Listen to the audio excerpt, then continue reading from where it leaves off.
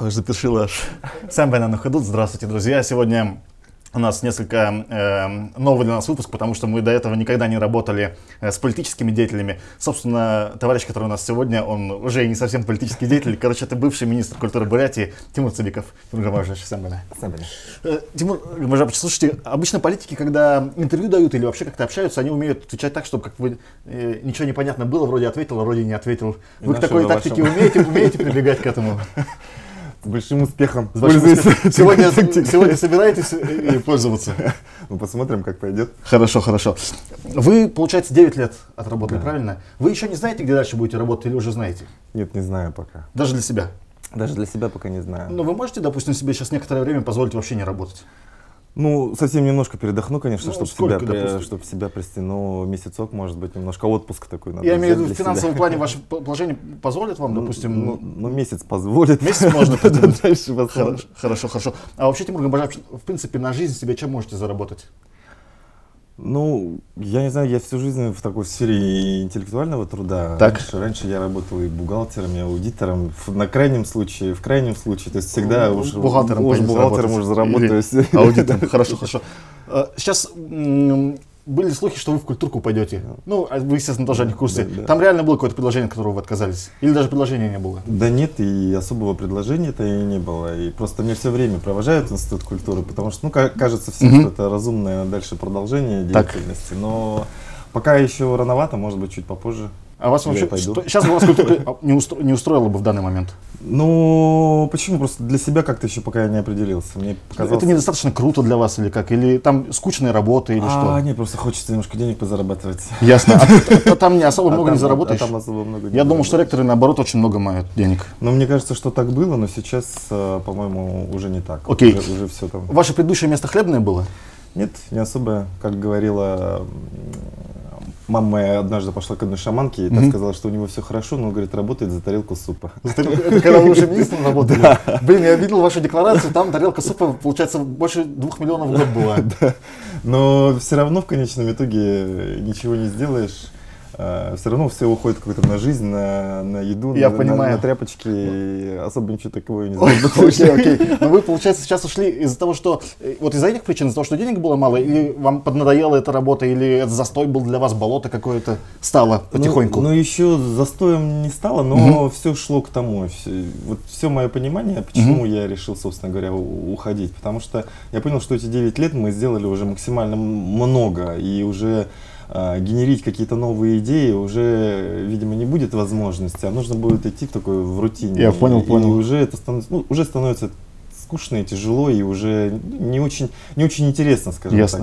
Я все равно всегда работал за интерес в конечном итоге, и поэтому... Ну, сейчас вы новую работу будете искать, вы будете смотреть больше на финансовую сторону, или чтобы вам интересно было? Ну, конечно, чтобы было интересно, но деньги тоже важно. Ну, допустим, вы бы на 100 согласились бы, допустим, месяц сейчас? Ну, нет, конечно.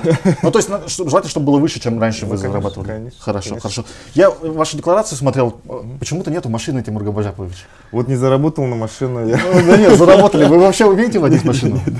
Умею, но не вожу. Но когда последний раз за рулем были? Давно уже. Какие машины вообще нравятся вам, Тимур Гамажевич? Есть у вас вообще страсть к тачкам? Нет. Вообще равнодушные? Равнодушные, да. Окей. Хорошо. Хорошо, когда машина удобная просто, и все, и в большей степени. Ну, для вас удобная машина это какая? Седан, нежели джип. Соната удобная, допустим? Да. Ну, нет, конечно, у меня ноги длинные. Окей. А тогда что должно быть? Ну вот, Камри очень хорошая машина. Соната, мне кажется, не меньше Камри. Ну, не знаю, мне кажется, поменьше. Хорошо. Тут сейчас фотки в инете появились с вашего прощального банкета. Кто их с русского драма товарищ вылил, кажется? Да, Петр Григорьевич. Вы как спокойно относитесь, когда такие вещи появляются на всеобщем обозрении? Ну, по отношению к себе-то я спокойно отношусь, по отношению к коллегам не очень удобно получилось. Окей. Но вы ему не выговаривали за это ничего? Да нет. Просто то, что я посчитал нужным, или что будет безопасным, то я выложил сам. А вот то, что выкладывают другие, уже... У вас с ним разные понятия безопасности, я так понимаю. Хорошо. Ну, вы ведь не один сейчас, получается, ушли, там, я не знаю, Кожевников, Ангуров ушел. Но у них тоже были такие банкеты, или только у вас был такой банкет, Тимур Гамажевич? Ну, они меня на свои банкеты не приглашали. А были? А на мой тоже не пришли. А были они вообще, я не знаю. Вы не в курсе. Вы по собственной инициативе устроили банкет? Конечно.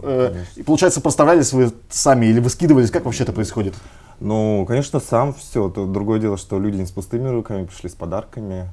И с цветами, и с картинами, и с медалями. Если не секрет, что дарят обычно вот такие вещи? Типа ну, чего? Обычно дарят картины, обычно дарят цветы, обычно дарят какие-нибудь скульптуры, обычно дарят, ну и конверты тоже. Что с ними делать, с этими картинами, скульптурами? Ну я тоже думал, что вот уж кому-кому, мне не надо их дарить. Ну типа того, и мне так кажется. Не, но все равно они очень трогательные, и работы хорошие, все равно это очень приятно. От души повеселились? Это очень приятно, да, от души. Тимур Габарович, вы же, получается, как бы, ну, вместе с тем, что вы министр, вы молодой человек еще, да? Да. И, я не знаю, вам тоже где-то надо расслабиться. Вам вообще как это, вот в бытность министром, нормально было совмещать? Где вам можно было повеселиться, чтобы, скажем так, после этого никто потом не... Нигде. Нигде, честно говоря. Веселиться лучше в отъезде, когда ты едешь куда-нибудь в другом городе, можно и в ночной клуб сходить, и на дискотеке какой-то потанцевать. Вы этим занимались? Да, ну не без этого, конечно. Понятно. В Улан-Удэ можете какие-то места выделить? Я помню, допустим, БГ приезжал, вы в Черчилль ходили. Да, ну в Черчилле часто я бываю, да. Почему? В центре города, но Просто удобно. хороший английский, скажем так, шотландский, ирландский паб, это тоже хорошо. Я понял вас.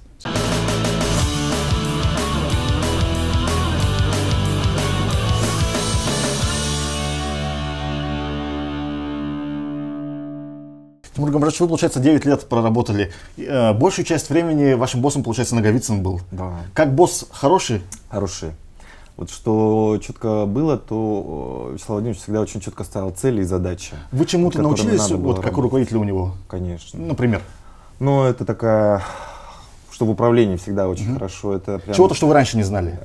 Ну, я знал, конечно, но все равно это педантичность всегда. Он педант? Да, это требовательность, это вот знание, умение поставить цели, нарезать задачи. Мне кажется, это какие-то всем свойственные люди, всем свойственным качествам. Не всегда. Очень многие думают, что вот министр культуры, так это вообще такая работа, ходишь, выставки открываешь, там что-то на примеры ходишь. Но самое главное, что вот это поверхностное мнение, оно очень часто превалирует у многих людей, и более того, они абсолютно серьезно, даже сейчас претендуя на должность министра, они именно так и думают, что там делать особо ничего не надо. Он жесткий руководитель был? Он требовательный. А вы сами требовательный? Я тоже требовательный. Более чем он или менее? Ну, нет, наверное, так же требовательный. Ясно. По отношению к своим людям. Было такое вот за эти 9 лет, чтобы он был недоволен вами? Из-за чего-то? Ну, наверное, да. Ну, не серьезно. Ну, вот, не серьезно. Ругал вас когда-нибудь? Да нет, особо нет. Так раз на раз такого ничего не было, да? Он доверял очень. Вот он очень сильно, вот правда, что это хорошее качество, он доверял. И, допустим, идеологию самых разных мероприятий, что будет, как это будет, он вообще полностью прям полагался, и никогда особо... Ну, в самом начале только он говорил, что как бы он хотел, выглядело то или иное мероприятие. А потом уже, когда мы поняли, что какие у него требования... Это было именно доверие, а не так, что Тимур, сам разбирайся. Нет, это было доверие. Это было доверие. И если там, может быть, когда-то что-то не понравилось бы, он бы сказал об этом, что тут перегнули, тут... Вас что-то напрягало в нем? Я не имею в виду, вот, но все равно же у каждого, у кого были какие-то руководители, он может сказать, что вот у этого свои тараканы. У него были какие-то тараканы, которые вас напрягали? Ну, мне всегда больше денег хотелось. С ним можно было поговорить на это, обсудить вопрос? Можно было, но все равно он был несколько скуповат, конечно, хотя мы много-много сделали. По каким-то, я не знаю, темам, не тем вопросам вы считаете себя более адекватным, чем он, более разбирающимся? Или он по всем статьям был выше? Нет, конечно, он очень руководитель супер класса, супер уровня. То, что он сейчас в Совфеде, это хорошо. Вы довольны этим? Да, то есть вас это откуда, как вы считаете, откуда все это недовольство? Сейчас же куча людей повылазила, которые против этого. Ну, потому что, мне кажется, мы слишком много стали заигрывать вообще с общественным мнением и с большим количеством не очень адекватных людей. Давить их надо всех.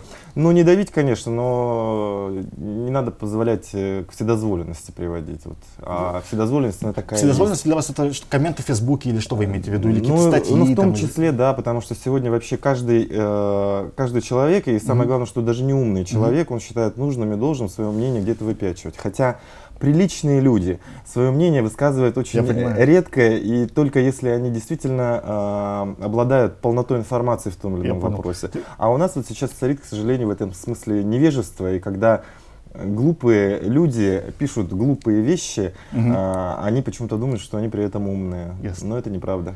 Тимур Габажевич, вы выглядите весьма как человек либерального толка, такие какие-то тоталитарные вещи говорите. Вы считаете это хорошо? Может быть, это, это естественный ход вещей, когда каждый выражает то, что он думает? Да нет, это просто нужно над воспитанием людей работать и просто не давать им большого микрофона, скажем так. То есть, пусть люди говорят об этом дома, на кухне. Ну как им не давать-то? Но... Если кто-то не читает, значит, это кому-то надо. Пусть даже они комментируют там где-то, но...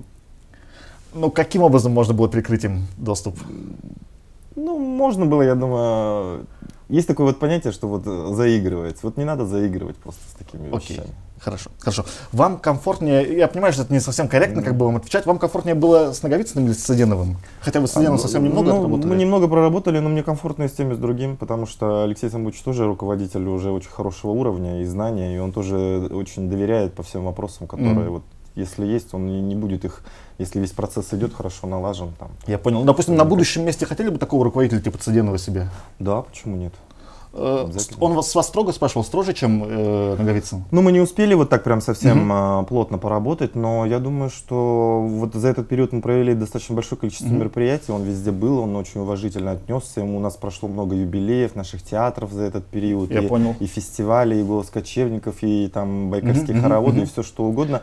Он в определенной степени знакомился, и, как мне показалось, он оценил вообще высокий уровень организации всех этих мероприятий, он понял, что это делаем мы, именно мы организовываем, команда людей, которую я собрал, и мне кажется, он это все оценил. Хотя он очень четко тоже высказывал свои претензии, например, где что-то нужно. Типа чего? Ну, какие претензии, например? Ну, где там, даже каких исполнителей, может быть, надо было пригласить. Пример, Тимур Габажевич, это про какой фестиваль был? Тех или иных.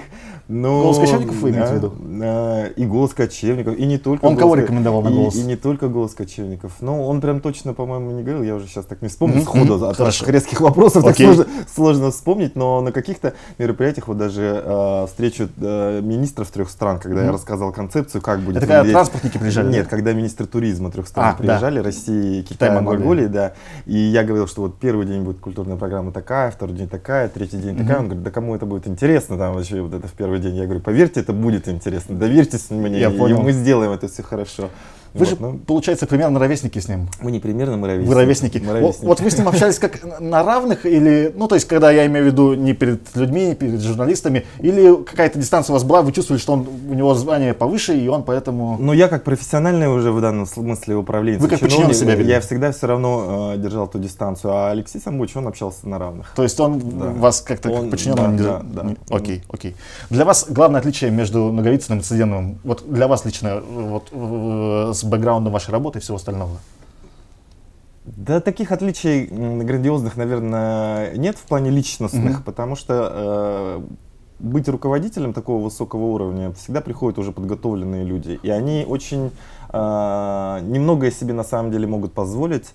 Немногие какие-то такие вещи могут быть непредсказуемыми. Типа какие вы вещи имеете в виду, Тимур Габажевич? Ну, понимаете, человек уже, будучи руководителем такого ранга, он уже не может, знаете, там, просто хамить, он не может просто... Даже раз на раз, когда общаешься. Да, тупо приказывать, он не может все равно, как-то узурпировать совсем все и вся. То есть это уже люди, которые имеют свою систему ценностей, они четко понимают, как нужно двигаться, как нужно работать, где ты можешь дожать, где переезжать. То есть эти такие вещи уже... Когда ты руководитель такого ранга, там уже сложно. Я понимаю. Мне вот интересно, когда общение происходит, допустим, когда там, не знаю, министры собрались, тут куча журналистов, да, и руководитель с ними общается, и когда они сидят раз на раз разговаривают, это на разных тонах ведется разговор или примерно то же самое? Да нет, примерно то же самое. То есть, когда вы со своим руководителем раз на раз общаетесь, это примерно то же самое, что он перед журналистами показывает? Как он себя ведет? Ну, может быть, когда раз на раз, как вы говорите, может быть, немножко откровеннее. Я понял, о чем вы. Хорошо. Тимур Габажевич, много говорят про кланы, там, я не знаю, есть семейский клан, там, восточный, западный. Вот вы с таким сталкивались вообще в своей работе? Вообще, мне всегда казалось, что кланов нет. Но есть просто точно так же группы влияния, группы интересов. То есть они кланов вообще особо даже и не привязан, как у нас принято говорить, там, вот там по Куроканский, вот там географическому- Селенгинский, вот по географическому нет. Они уже сейчас у нас точно такие же, как и везде. Они просто группы влияния, связанные какими-то, ну, разными связями. Может быть, люди учились вместе, может быть, там вместе. То есть там не где-то обязательно, что-то один пошли. может быть там с Усть-Орды, другой может быть откуда-нибудь с Коренска, да, без проблем. Без проблем. И точно так же один может быть там из вот семейских районов, а другой может быть из глубоко бурятских. Но при этом они могут все равно находиться в одном таком этом лагере, скажем. Ясно. Вы как бы не очень ассоциируетесь вот с таким прямо болотом политическим, с таким закоренелым, но вы в какой-то сфере влияния были или вы особняком держались? Если были, то... Нет, я был особняком всегда. То есть Вообще? меня никогда не воспринимали как человека из какой-то группы. И, ну, более того, очень многие вообще всегда считали чужаком. И мне на самом деле от этого... Лучше было? Мне от этого на самом деле было лучше. Почему? Ну, потому что руководители, в первую очередь, был и Вячеслав Владимирович, и Алексей Самбуевич. Они люди тоже приезжие, точно так же, как и я. Они далеки от всех кланов. И они от всех кланов были далеки. И поэтому мне с ними и с теми, с другими было комфортно общаться, потому что они меня тоже, наверное, Вы в похожей позиции типа были? не воспринимали, да, меня как человека из той или иной группы. Ну, вы вообще, получается, баргузинского же происхождения? Да, баргузинского, курумканского. Такого баргузинского клана тоже ничего такого нету. Вот говорили, что когда, я не знаю, там Гершевич был, вот эти немного более ранние времена, что там что-то было такое. Да нет, на пустом не месте было. ерунда Нет, все. не было никогда. Хорошо. Вот за то время, что вы работали, вы какими-то дружескими связями обросли, у вас там, не знаю, среди министров есть такие друзья близкие? Или там чисто у вас такие профессиональные отношения и... Ну, наверное, хорошие дружеские отношения тоже с теми ребятами, с которыми мы вместе и начали работать. Это Дамдинов, типа, это да? Алдар Дамдинов, это Сергей Козлов, да. Вот мы... Ну, вы с ними на «ты». Да, конечно. И там не только на работе встречаетесь? Да. Окей, хорошо, хорошо. Вы беспартийный же, правильно? Да. У вас никогда не было мысли, не знаю, в ядро пойти вступить, например? Ну почему? Были иногда. На самом деле я член совета сторонников партии. О, вот оно как. Как вы там оказались, Тимур Гамбажарович? Ну, потому Зачем? Ну почему? Потому что мы работаем во власти. Я не считаю, что что-то делается плохое. Ну, нет, но как бы это же партия, а власти, они же немного разные как будто бы вещи, а тут вы как будто бы свое предпочтение выказываете вот этим. Ну, почему бы и нет? Я же не могу выказать свое предпочтение, например, коммунистам или ЛДПР. Вам ядро ближе из того, что есть. В смысле, да. А конечно, чем отличает Тимур конечно. Гамбажарович? Ну, потому что в данном случае все равно мы говорим о таких консервативных интересах общества и государства. Консервативных. Да, и, как правило, такие партии власти, они именно носителями такой системы ценностей являются. Вы тоже, получается, такой... Как говорит мой двоюродный брат, Тимур, ты превратился в неоконсерватора. Неоконсерватора. Ну, то есть, если вот, я не знаю, сейчас условно общество же делят, да, на либеральных, кто-то их немного по-другому там называют, на либеральных людей и, ну, скажем, на ура-патриотов. Вы больше к ура-патриотам, получается. Ну нет, я неоконсерватор. Хорошо, хорошо, хорошо.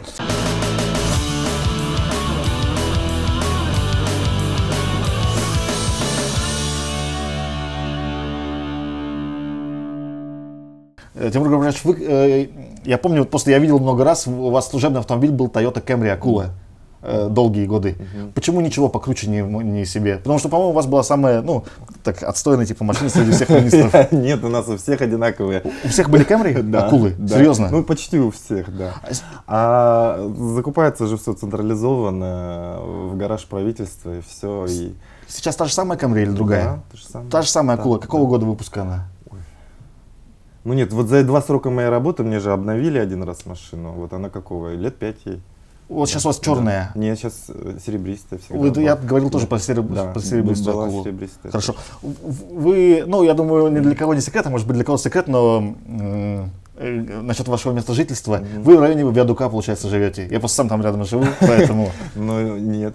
Вы не в районе Виадука? Мы это называем районом гостиницы ГСР. Хорошо, я хотел подальше от вас отвести огонь, но вы сами его приблизили. В районе гостиницы ГСР. А работа у вас, получается, на Арбате? Да. Вы пешком ходили или на служебке Нет, ездили? на служебке ездил. Почему? Там же 10 минут до Тимура Гамбажаровича. Потому что прибежишь на работу с таким красным лицом, взмыленным. Пораньше выходите и не торопитесь. И это не очень комфортно. И обратно тоже. Становится. И обратно тоже, да. Но мы, видите, как у меня работа хоть и в центре тоже постоянно, да, ну день через день это обязательно какие-то спектакли, премьеры, юбилеи, какие-то события, на которые все равно ездишь. В этом смысле у нас же сеть подведомственных учреждений, и мы постоянно перемещаемся от одного к другому, или где мы мероприятия проводим, репетиции там и так далее. Я понял. То есть в отличие от других, может быть, кто приехал и уехал, то у нас очень такая активная работа. Часто бывает у нас такое, что вот эти вот машины используются, там, не знаю, детей в школу вывезти, там... Ну, не без этого, конечно, тем более, когда, знаете, все это по дороге. Хорошо, хорошо, Тимур Гамбажапович. У вас собственной столовки же нету вот в здании, где вы работаете. Да. Вы куда ходили обедать?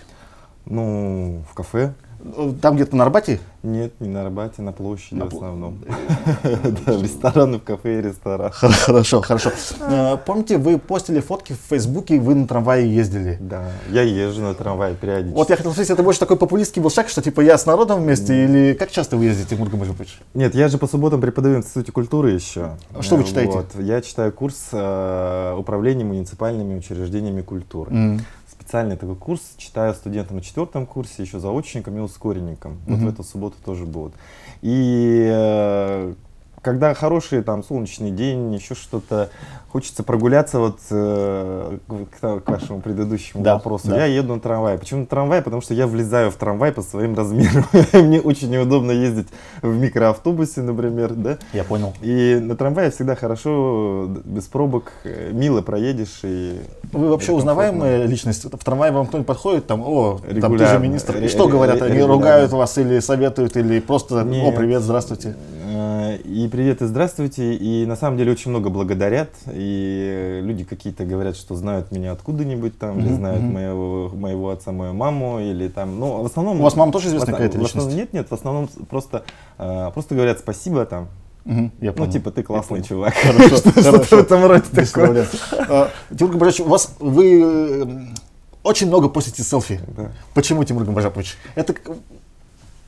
Потому что это просто управление.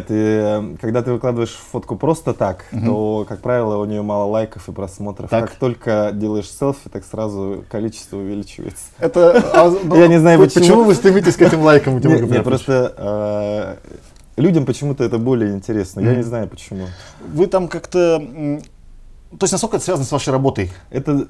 Вот сейчас вы ушли с должности, будете дальше селфи продолжать? Да нет, наверное, потому что в основном, для чего я там в социальных сетях так активен всегда был, для того, чтобы привлечь внимание к своей работе, к тем мероприятиям, которые проводим, к событиям, к явлениям, к людям, с которыми мы работаем. Я понял. И это, безусловно, вызывает интерес, потому что все равно это культура, это светская жизнь, это хроники, за которые люди следят, за которыми любят, более того, любят следить за такими событиями. И когда они видят узнаваемых, известных людей в моей ленте, для них это тоже, ну, такой определенный. А для нас, конечно, информированность, потому что вот когда еще, ну, казалось бы, совсем недавно не было там Инстаграма, Фейсбука, то люди вообще тоже очень смутное представление имели о моей работе. А теперь, когда люди меня встречают, даже знакомые, они говорят: боже, Тимур, ты, оказывается, так много работаешь, у тебя, оказывается, столько всего. Мы, говорит, даже и не догадывались, ну, как-то что все само собой идет. У вас, получается, Facebook и Instagram только вы юзаете больше? Да. Почему контакт не юзаете? Просто мне уже лень, наверное. Это как-то уже мы тут достаточно этого. За селфи заговорили. Помните, у вас было несколько таких, ну, неоднозначных, мне кажется, появлений. Допустим, когда вы в клипе снимались, где с собачками с языками все были. Вы не думали, вот, блин, как же... То есть про обратную сторону медали, что над вами будут там смеяться, хохотать и... Или помните, вы с щитом одевались где-то? Да. Ну, это был, господи. Это давно, по-моему, было. Да, это было давно, но это был не шут. А кто это был? Это же был, господи, Джонни Депп в образе шляпника. Вот оно. Шляпник же был, это из Алисы в стране чудес. Вы не думаете, что это против вас кто-то может потом использовать? Типа показать, что вы какой-то несерьезный мужик, который там всякой ерундой страдает? Да нет, мне кажется, что сегодня вот, хотя я говорил, что с общественным мнением нельзя там заигрывать, но все равно есть на это запрос. Люди хотят видеть, что во власти люди такие же, как они находятся на самом деле, что это не просто какие-то... Но пока только вы это делаете. Чопорные чиновники. Ну почему? Многие там что-то пытаются, ну, по крайней мере, некоторые что-то пытаются. Все равно я считаю, в таких классных каких-то проектах, и те, которые находятся на острие. Ну вот этой собачкой, вы помните, кто вам предложил поучаствовать в нем? Как это вообще случилось? Это Доржи Найданов. Это Доржи Найданов, да, и потому что и песня самое главное, что была такая, что-то как раз была волна какая-то критики в тот момент. Почему я еще тогда согласился? На вас критика? Да, какая-то была волна критики, уже не помню какая, а слова в этой песенке, которую мы все там пели, там они заканчивались тем, что когда ты круче всех. Я понял. И тем самым я на самом деле людям показал, что вот наши разговоры вообще ни о чем, потому что мы круче всех. Я понял, Тимур Гамбажапович. Слушайте, мы тут немного дождика коснулись и, получается, бурятской эстрады. Вам еще бурятская эстрада нравится или нет? Ну, в определенной степени, да, насколько эстрада может нравиться, настолько, да. Ну, вам не кажется, что они лет 30 назад застряли где-то? Ну, есть такое, согласны? Да. Есть такое, да. Что можно сделать, Тимур Гамбажевич?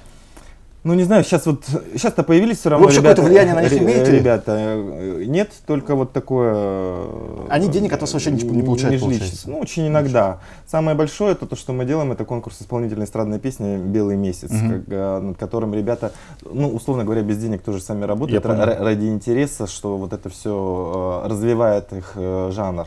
Они в этом смысле самодостаточные, свадьбы, юбилеи, похороны, как говорится, там они не могут там это заработать, что называется. Ну, иногда какие-то клипы, какие-то проекты мы делаем, иногда мы при проведении там мероприятий наших песни заказываем специально там на, ну, правда, у нас какая-то патриотическая тематика какая-нибудь. Да, Обая, Бурятия. Да, что-нибудь такое, но многие песни, знаете, уходят вот прямо в народ. Вот, допустим, одна из самых популярных песен «Наране дамок».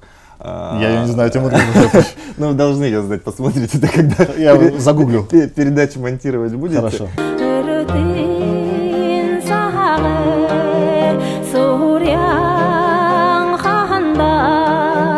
Вот, ее пели Бадмаханда Юшеева, Белигма Ренчинова и Чингис Роднаев.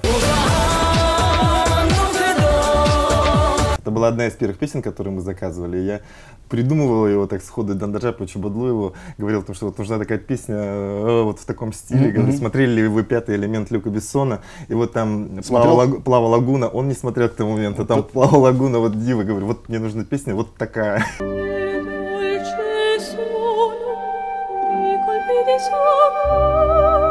Ясно. И вот так родился «Наране дамок», например, для одного из мероприятий. Ну и, конечно, вот «Бурят Арон», допустим, песня тоже, она прям ушла в народ и везде сейчас звучит на разных там свадьбах в том числе. Ну, то есть, знающие люди знают. Я разговаривал с одной звездой, ну, как бы с нашей звездой бурятской эстрады, вот она мне жаловалась, что министр культуры нам никакого внимания не уделяет и денег ни черта не дает. Вы считаете, вообще Минкульт должен эстраду поддерживать?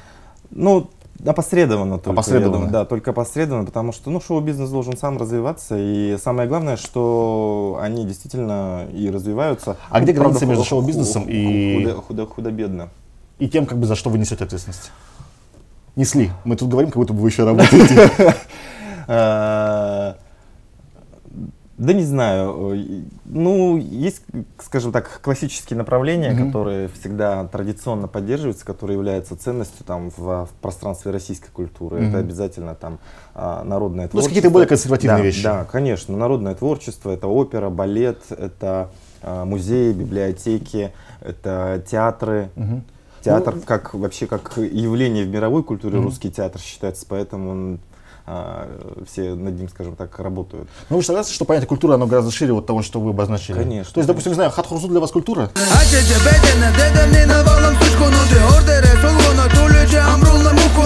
Конечно. И я вот и рад тому, что вот вы говорите, что там 30 лет назад остановились. Появились такие ребята, там Хатхурзу, Алихандзе, которые уже более актуальными, Алагуй работает, да, уже, ну, это становится все такое более современное. А кино, вот то, что в Бурятии, сейчас что-то не стихли, но буквально... Сейчас Салбон Лагденов снимет свой фильм и снова заговорит. Вот это к вам имеет отношение или тоже это такое весьма опосредованное? Ну, мы проводим Я не только про Салбона, да, я вот про, да. там, не знаю, КВНщики там комедии снимают и все остальное. Ну, меня вот они всегда все время обвиняли в том, что мы кино мало поддерживаем, а мы действительно его мало поддерживали, хотя именно вот на мой период работы кинобум и пришел. Нет, меры господдержки мы кое-каких добились, потому что всем же кажется, Кому что... помогли? Ну, мы ежегодно проводили конкурсы, к сожалению, не всегда кинематографисты могли выигрывать, но в том числе выигрывали, знаете, и фильмы, и даже «Решала-2» у нас побеждал в конкурсе. Он какие-то деньги получал, на господдержку. Ну, небольшие, скромные деньги, да, но все равно получали, да. Потому что мы поддерживали в основном прокат. Вот. И, не знаю, кино, как мне кажется, оно недостаточно профессионально все равно. И тут самая главная проблема в том, что этому надо учиться. И вот почти все, кто снимает кино, почти все, они все не имеют профильного образования и просто самодел кино. Поэтому можно это сказать, что это самодел кино. Окей, я понял ваш позицию. Слушайте, а вот такие одиночки типа Зорика, Доржиева, вы с ними как-то контактируете или они вообще по своей теме там чем-то занимаются? Нет, мы постоянно контактируем. То есть, грубо говоря, они же в вас вообще не нуждаются, в принципе. Они и так коммерчески круто, успешные и все такое. Да. Но мы всегда сотрудничаем с Константином Казаковичем, и Ханхалаевым, с Зорикто Доржиевым, и с Дашином Даковым. Все выставочные проекты, которые мы здесь организовываем, в том числе их проекты, мы финансируем. В том числе, потому что и работаем над тем, чтобы привозить их сюда, потому что у них тоже свои интересы, они могут выставляться где-то в других местах, а мы говорим, нет, давайте к нам в Улан-Удэ, вот на следующий год поставим в план эту выставку, и поэтому мы и вкладываемся в финансирование этих проектов, чтобы это здесь было. Иногда что-то помогаем издавать, иногда что-то, такие какие-то вопросы. Я понял.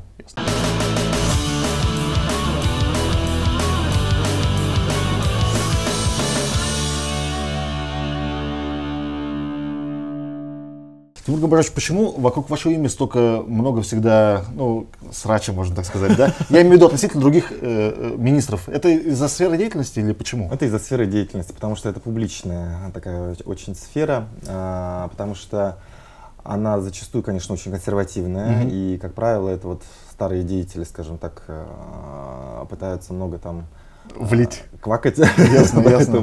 На самом деле, я же когда пришел работать, все думали, что такой молодой, тонкий, звонкий, нежный мальчик удивительный. Сейчас они быстро возьмут в оборот и... Пробовали вас взять в оборот? Все у них будет хорошо, конечно. Но тогда было, условно говоря, 29 учреждений, а задачи, которые ставил Вячеслав Владимирович, это оптимизация отрасли, повышение эффективности отрасли, увеличение доходов. Сократить надо было до? Сократили, мы сократили, их стало 19, то есть 10 директорских команд, они полетели просто. Это не только директор. Вот оттуда весь срач идет, получается. Это, конечно, и с ними и главбухи, и замы, и все это полетело, система, и, конечно, это людям было очень тяжело.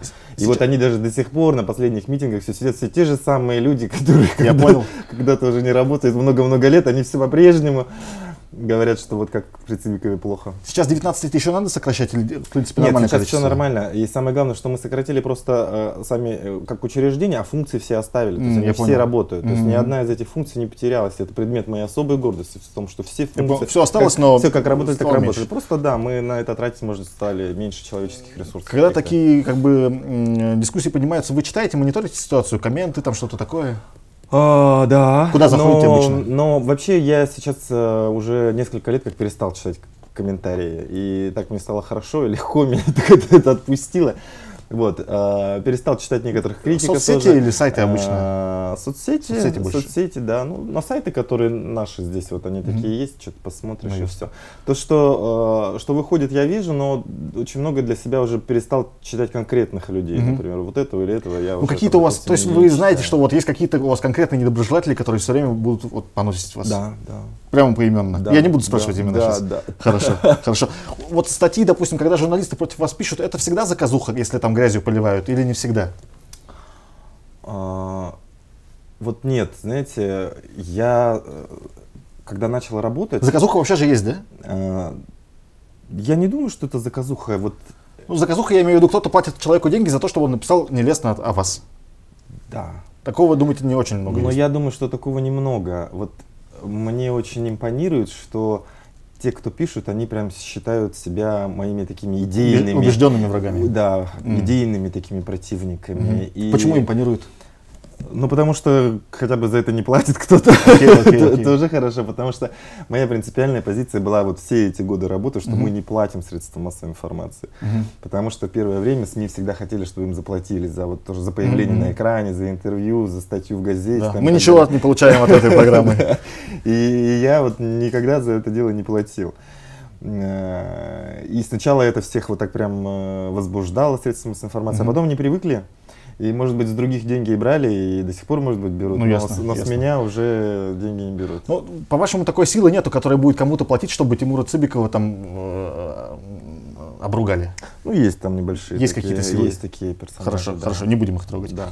Вот мне единственное, что вспоминается, Баир Дыщенов к нам приходил и очень много ругался про вас. Нам пришлось часть вырезать, елки-палки, чтобы это слишком долго не было. Я не знаю, о чем с этими людьми говорить там.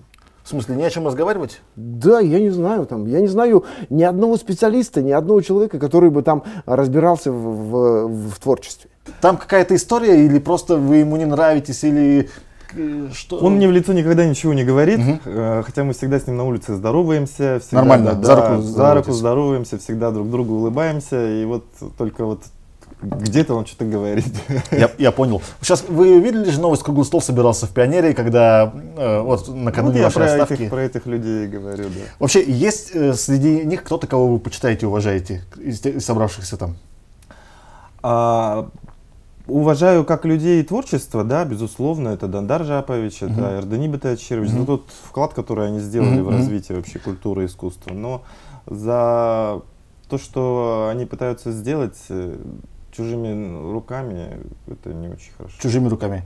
Вас... Да, то есть они привлекают вот тех людей, кого они с собой приглашают в компанию, они вот уровнем этих людей нивелируют свой уровень. Я понял, и я опускаются, к сожалению, вот очень ниже плинтуса, что называется. Хотя они действительно такие люди, которые гордостью являются бурятской культуры. Вас лично как-то это обижает? При том, что некоторые из них вот прям абсолютно точно знали, что я уже принял это решение и ухожу, и они сделали это просто вот за компанию. За компанию, ну, чтобы вот попиариться, так сказать, таким образом, какую-то свою, наверное, причастность к этому вообще процессу. Вас это обижает, задевает? Вообще ли вы... Нет, уже нет. Я перестал, вот, я же говорю, что некоторых персонажей я уже и не читаю, и не смотрю, и не вижу, и это тоже уже все для меня слишком мелко и пройдено. Вы недавно селфи выложили, где вы с руководителями культуры фотоетесь. Там, получается, ни Эрдени Жалцанова, ни Дандара Бадлуева не было.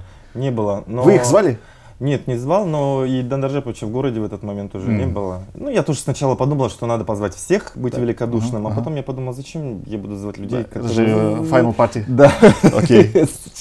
Зачем друг другу лицемерить еще раз? Вот, чтобы...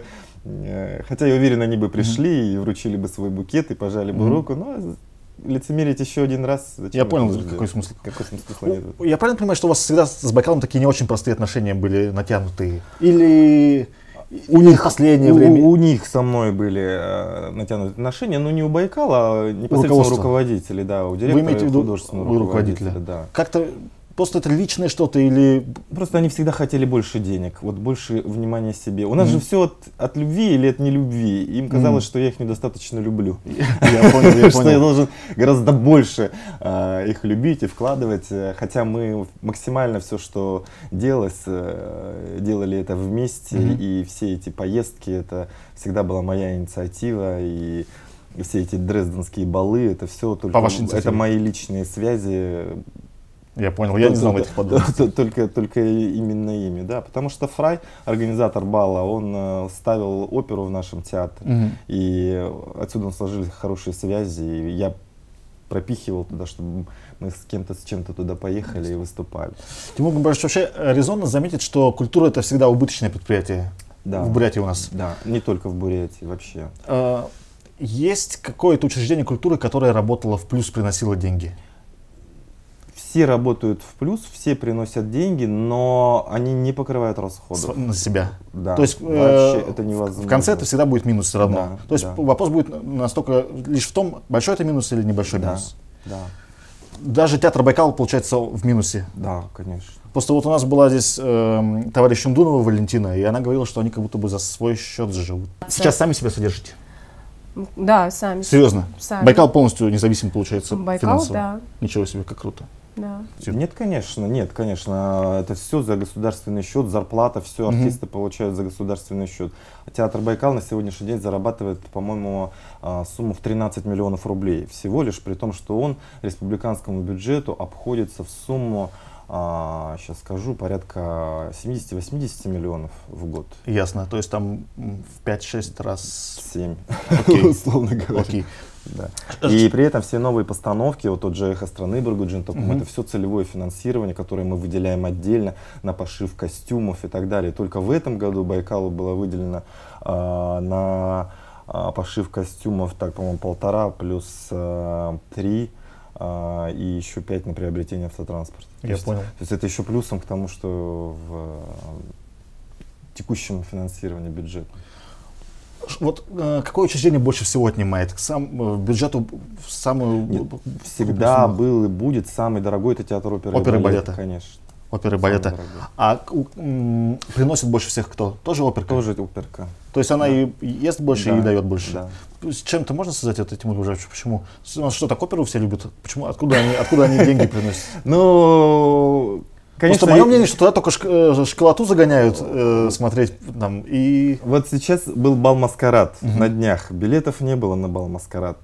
Куча знакомых людей вообще. Вот ваша медиатусовка вообще чуть ли не в полном составе там находилась. Очень много Меня людей. Там не было. Очень много людей сегодня. Но спектакли сейчас стали интересные. И люди самых разных профессий сегодня ходят, покупают. Вчера вот «Лебединое озеро» тоже билетов не было. Я был там. Но тоже полный зал ведь. Но там было очень много школьников. Но школьники, это же хорошо, что они ходят. Вот я не знаю, Тимур Габажевич, мне кажется, половина там просто подсиживает штаны, а может быть и больше. Вы сами вспомните, когда вы ходили в школе? Мы ходили. Я учился в 3-й школе, театр оперы и балета был наш шефом, и мы всегда ходили туда на спектакли. И на самом деле это очень правильно, потому что это формирует культуру дальнейшую человека. То есть на силу можно заставить смотреть? Конечно, у человека возникает простое такое понятие привычка, чувство. Хорошо. Он привыкает ходить в театр, он понимает, что это правильно, что это может быть интересно. Со временем у него просыпается интерес к этому. Я в свое время, помню, приехал, когда учиться в Москву, уже после Новосибирска в аспирантуру. Меня поражали эти люди, которые закончили МГУ. Они просто в таких наших беседах, так сказать, пьянках-гулянках всегда разговаривали об искусстве. Каждую неделю все ходили на выставки, в театры. Все говорили о высокой литературе, там, обо всем на свете. И мы сидели такие, слава богу, что у нас был в детстве оперный театр в городе. Вас таким нельзя нести. И мы ходили что-то там. Вы на пьянке-гулянке можете вот об этом поговорить? Ну, все время только об этом сейчас и говорим, что называется. Хорошо. Но вообще вот сам такой вот этот уровень людей, которые все равно приезжают учиться в большие города, это все равно там люди, которые хорошо учились, получают хорошее образование, у них такой развитый кругозор, и хорошо, что у нас была в жизни вот эта возможность вместе с ними нагонять, набирать и расти вместе с ними. Окей.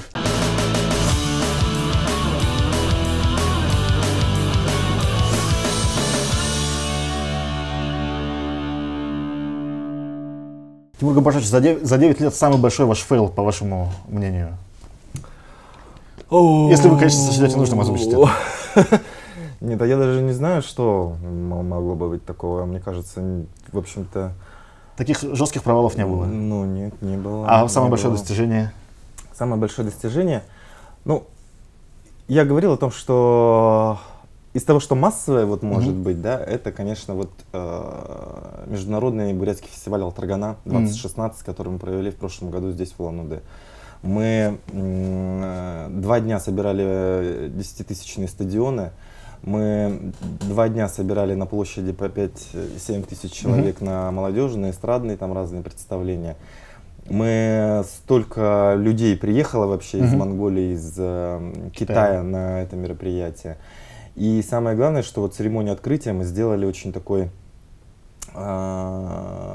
не только празднество, радость и ликование, но мы показали и боль, и трагедию, и репрессии, вот, я понял. как это такой конфликтный, противоречивый показали в таком свете, я имею в виду. Не только там цветочки. Не только цветочки, не только праздник, но это все. И на самом деле люди вообще этого не ожидали, и этот 10-тысячный стадион плакал. И я прям видел, как люди плачут, и потом вот очень много людей подходило ко мне и говорило, что вот, ну, это лучшая Алтаргана, которая вообще когда-либо была, и это была лучшая церемония открытия. И именно этот момент больше всех трогал, о том, что как была раскрыта тема ухода, распада бурятского народа на составные части, ухода в Китай, в Монголию. И это было очень мощно. И Хамбулама Дамбаевшев, он вообще не ходит никогда на Алтаргану. Мне потребовалось тоже усилия, чтобы его почему он не ходит? уговаривать.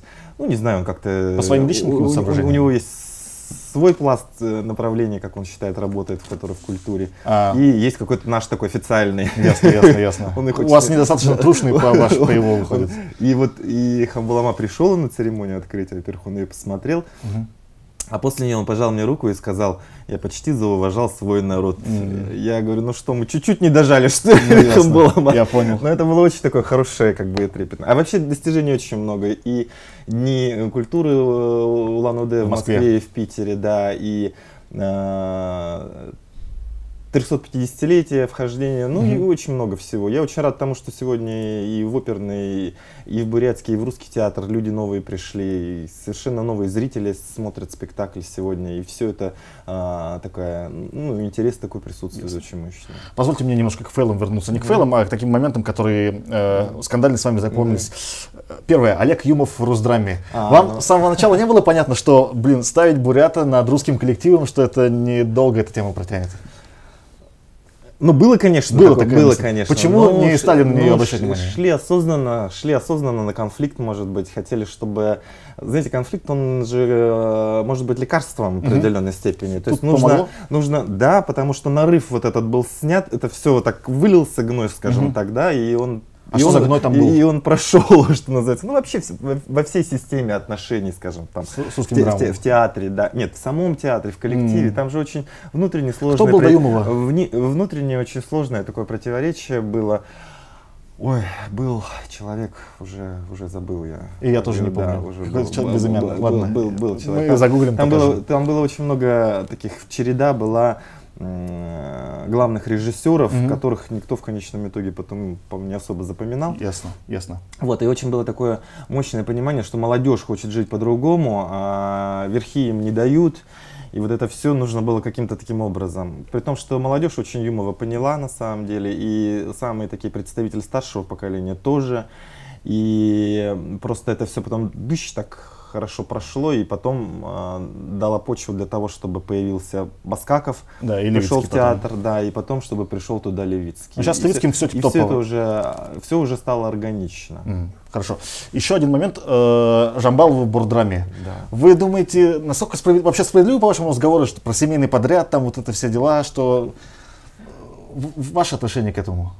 Ну, наверное, справедливо, если там действительно работает семья, да? Ну, в смысле, я имею в виду, имеет ли это какое-то отрицательное влияние или ничего в этом такого? В данном случае я не вижу, потому что Эрджена и Саяна не всегда работали в тандеме, они такая творческая единица, единая и целая творческая единица, и в этом ничего плохого нет.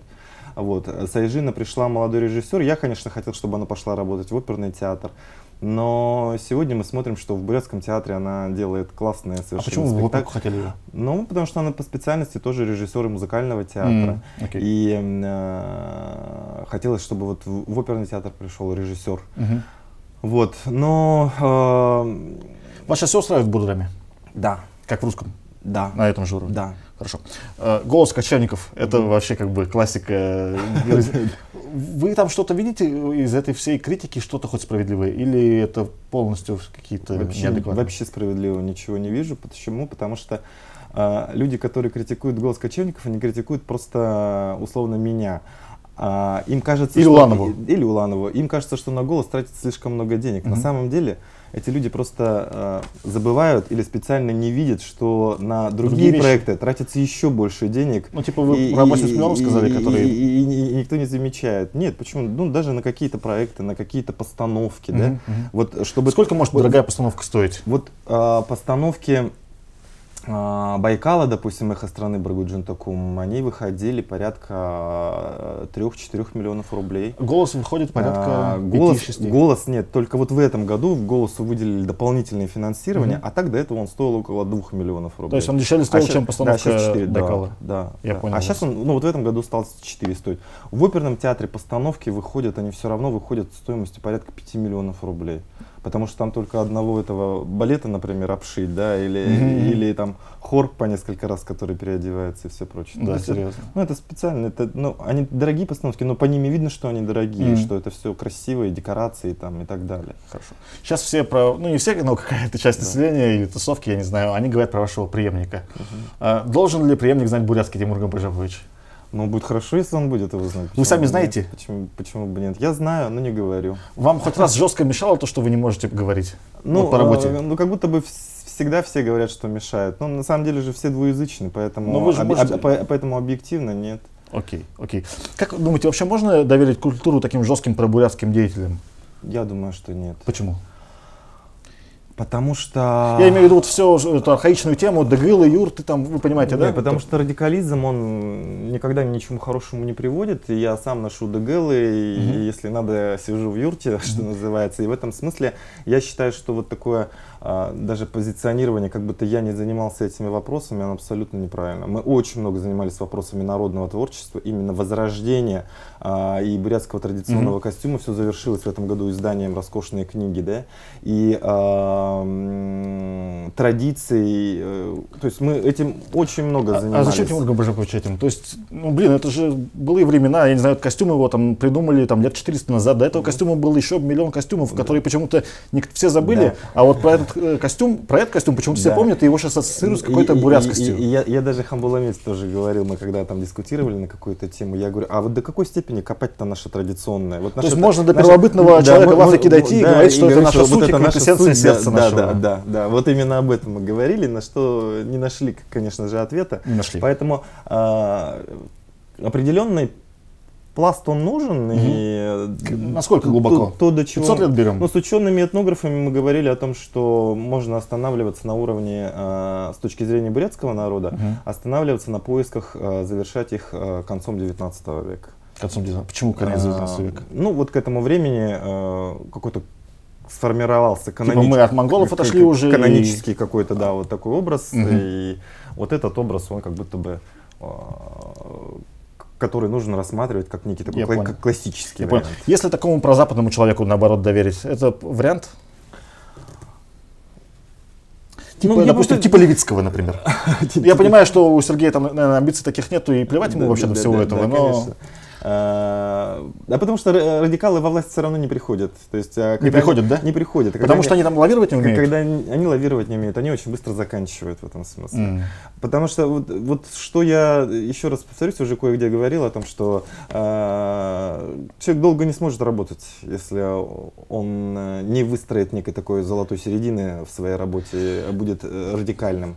Это мы о приспособленчестве говорим или немного другое вы имеете в виду? Нет, мы говорим о том, что должна быть и некая равноудаленность, и должно быть адекватное восприятие важности всех процессов, которые происходят в направлении. Нельзя говорить о том, что вот бурятская культура это вот только, допустим, театр оперы и балета, что цирку здесь не место, а вот Байкалу поменьше, филармонии побольше, там еще чему-то. Все должно развиваться и все должно находить свое, ну, какое-то такое логичное завершение и продолжение этого.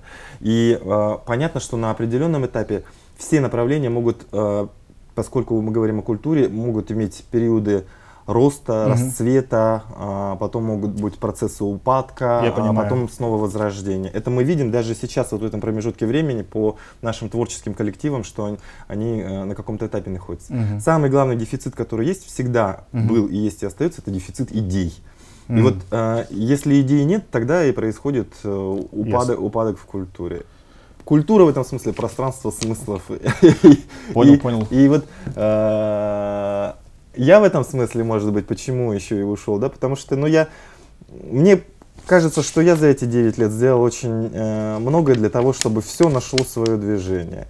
И пусть меня там критикуют, я считаю, что вот этот период, эти 9 лет, все равно это был период некого такого возрождения бурятского профессионального искусства, некого такого ренессанса. Как бы это смешно ни звучало, как бы меня не критиковали уже за однажды вот произнесенное это слово. Потому что сегодня я вижу вот это все, что все получило очень хорошее такое развитие, очень хороший профессиональный рост. Я понял.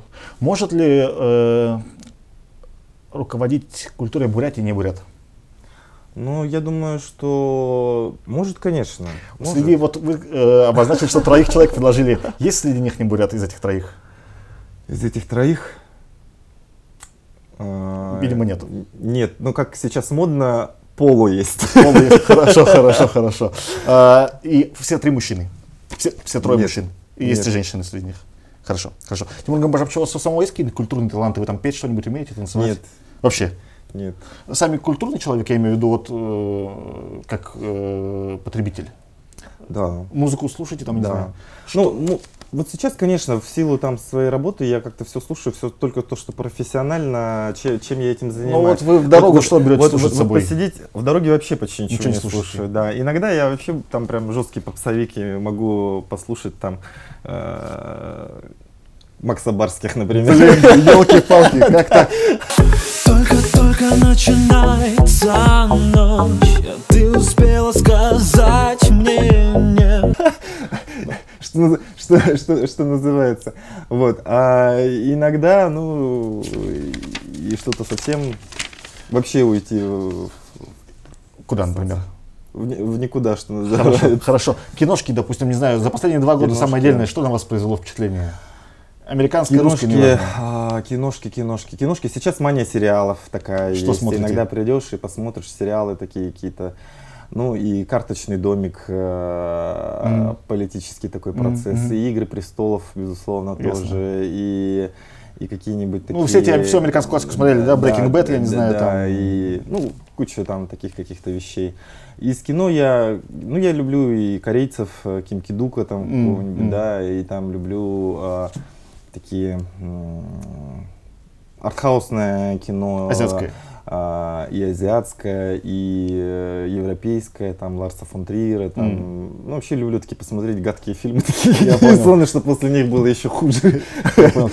Ощущение такое. Буквально еще пару вопросов. Но отвечайте на них не как представитель власти, хоть и бывший представитель, а просто как человек. Мархаев или Цыденов? Цыденов. Почему? Ну потому что он мой ровесник. Фейсбук или Инстаграм? Инстаграм. Потому что? Не знаю, почему-то он сейчас стал рулит, согласен. Да. Лубченко или Юмов? Ну, Лубченко. Левицкий или Сажин? Ой, ну так сложно. И тут, и другое. Хорошо, хорошо. Бадлуев или Жалцанов? Жалцанов, Эрдени? Эрдени, Жалцанов и Бадлуев, Дамдар. Ну, они оба гении. Оба гении для вас. Хорошо, хорошо. Ночьехар или Голос Кочевников? Голос Кочевников. Ну и Ночьехара тоже. Самый крутой, Тимур Гамбажович, бурятский культурный бренд, по-вашему, на сегодня? На сегодня? Ну, сложно сказать. Вообще, самый крутой вот бренд, который сформировался еще в 70-е годы и до сих пор он, который остается, это бурятские голоса. Самый крутой голос Бурятии на сегодня? Самый крутой голос Бурятии на сегодня это... Ваше личное мнение, субъективное? Да, это Михаил Пирогов. Михаил Пирогов. Не Арен Батор. Или вы его к бурятским не относите? Он тоже бурятский, но из бурятских, прям бурятских. Пирогов. Михаил Пирогов, да. Я имею в виду и эстраду, и оперные, все, да, Пирогов да, рулит. да. Хорошо. Ну что ж, спасибо, Тимур Гамбажович, за классное интервью. Очень откровенное. И я от себя, от нашей команды хотел бы тоже выразить признательность вам за вашу работу. И отдельный респект за голос Кочевников. Спасибо. ВРТ. ВРТ.